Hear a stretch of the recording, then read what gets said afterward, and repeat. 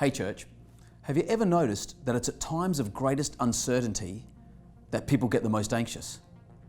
We've all seen the images of shopping aisles emptied. We've seen the shots of people fighting over toilet rolls. What is it about uncertainty that makes sane people do insane things?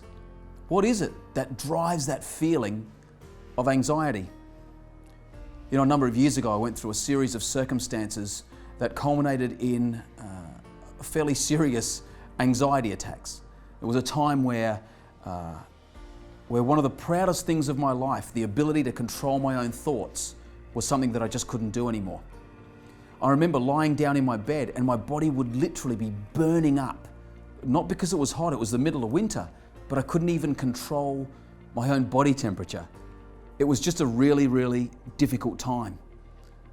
At that time, as I tried to lay my head on my pillow, sleep would escape me and my mind would begin to race at how it is that I could bring all these circumstances back under control. How could I bring my life back under control? One of the things that I learned through that whole process is that anxiety is not driven because there's a lack of toilet paper.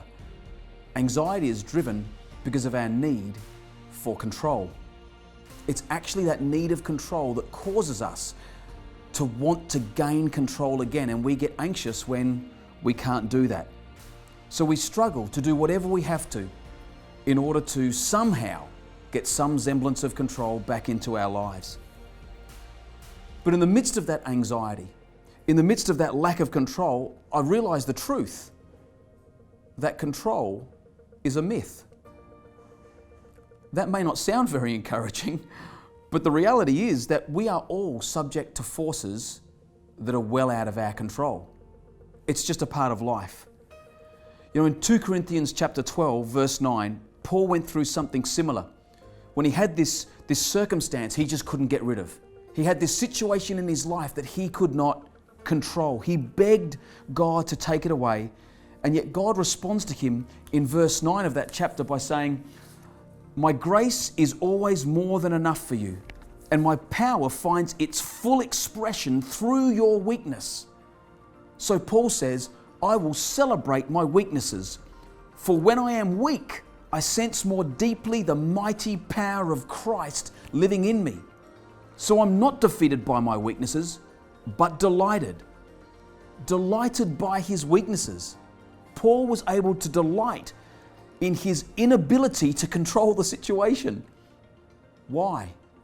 Because he got a revelation. Then when he wasn't in control, God was. This God who was willing to lay down his life for you and I, he has our lives in control. Difficult times may still come, but in the midst of that difficulty, in fact, in the midst of anything you face, you need to know that he is still in control and he will express his grace and his power on your behalf.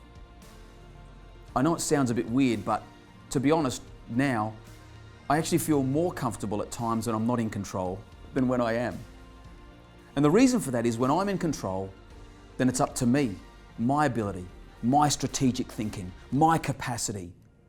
But when I'm not in control, when I can't control a situation like this, then I know that the God who loves me is, and I can lean into him and say, "Well, God, there's nothing I can do. It's up to you, and I can trust you to work on my behalf." I want to encourage you today that whenever you feel anxious about anything that's happening in your life, I just want to encourage you, take it to Jesus, the lover of your soul, the lifter of your head, the one who you can trust when you're not in control. Have a great day, church.